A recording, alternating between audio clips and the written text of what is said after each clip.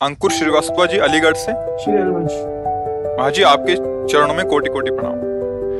महाराज जी, मैंने संतों के मुख से सुना है कि कुछ घटनाक्रम इस जन्म के पहले से ही निर्धारित होते हैं, जैसे कि मृत्यु का समय, स्थान, विवाह इत्यादि। महाराज जी, इसमें कितनी सच्चाई है और कितना प्रारब्ध है? हाँ, नहीं सही है, पर इसको बदला जा सकता है। हम कोई पशु थोड़ी है कि उसी घटनाक्रम में बंधे रहे। अगर उसी निश्चय में बंधे रहेंगे तो भगवत प्राप्ति किससे होती है? वृंदावन धाम वास किससे होता है? हमारे भाग्य में थोड़ी लिखा है वृंदावन बसना, हमारे भाग्य में थोड़ी लिखा है रामकृष्ण भजना। ज्योतिषाचार्य से दिखवा लो ज्योतिष, किसी की कुंडली में नहीं लिखा। अब ये नया जन्म भगवान ने हमें नए कर्म करके सुधारने के लिए दिया है। अगर हम भजन करें भगवान का तो हम सारे कर्मों को भस्म करके इसी जन्म में भगवान में लीन हो सकते हैं, भगवत प्राप्ति कर सकते हैं। हम चाहे अपने कर्म बिगाड़ कर भूत प्रेत बन सकते हैं, सुअर कुत्ता बन सकते हैं, नरक जा सकते हैं। हमारे प्रारब्ध में तो लिखा सुअर बनोगे। वो तो केवल इतने शरीर का है कि इस हिसाब से तुम्हारी मृत्यु होगी, इस हिसाब से तुम्हें वहां जाना होगा, इस हिसाब से तुम्हें ये भोग मिलेगा दुख सुख का, आगे के कर्म का नहीं। ये छूट दी गई, नहीं तो मनुष्य और पशु में अंतर क्या रह गया? तो ये तो सत्य है।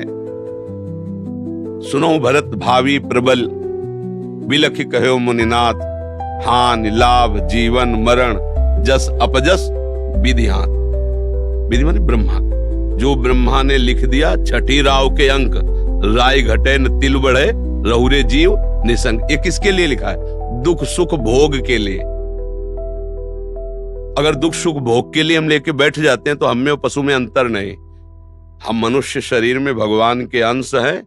हम इस दुख सुख की परंपरा को नष्ट करेंगे, मिटा देंगे इस दुख सुख की परंपरा को, और इसी जन्म में भगवान की प्राप्ति करेंगे। हम अपने नए भाग्य की रचना करेंगे।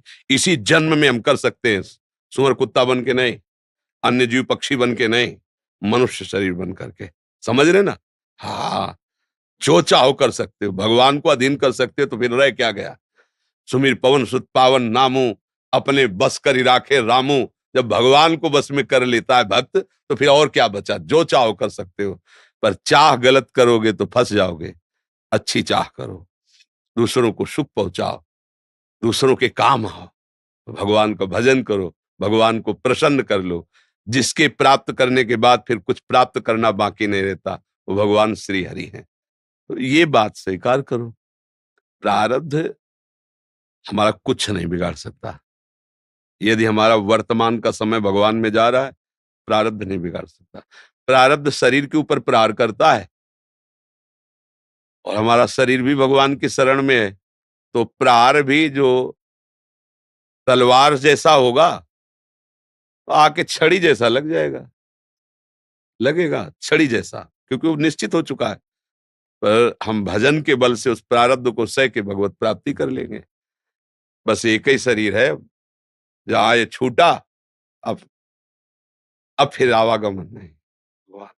तो बार बार हम इस माँ के गर्भ में जान